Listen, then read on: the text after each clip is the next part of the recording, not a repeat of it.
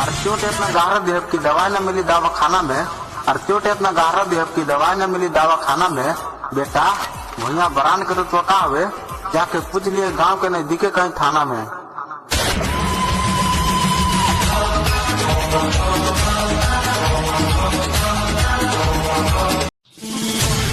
अरे जा तोर भाई का कहा था कि मारब गोली दबा के चिंता करब ना जबाना के तोरा के कह दिए मांझी चमार के मारल, रिपोर्ट ना लिखा पुलिस थाना में।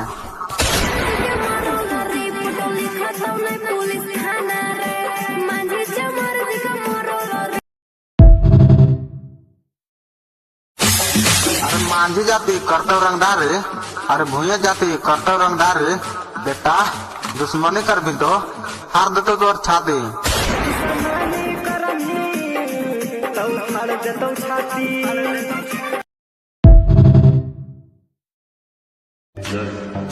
करे जा हम जानता नहीं तोर यार अपन पहचान बनाओ खातिर कैले बा ढेर खर्चा, लेकिन तिल का मांझी के पूरा दुनिया में बचारचा।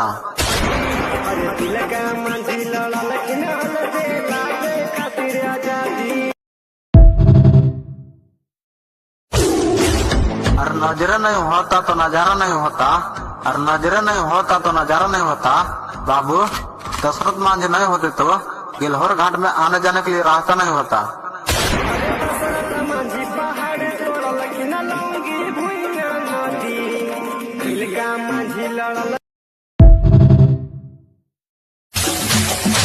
ना लागे केस ना लागे धारा, अरे ना लागे केस ना लागे धारा, मांझी के लेकर रहने लगन बेटा बचाए ना 112।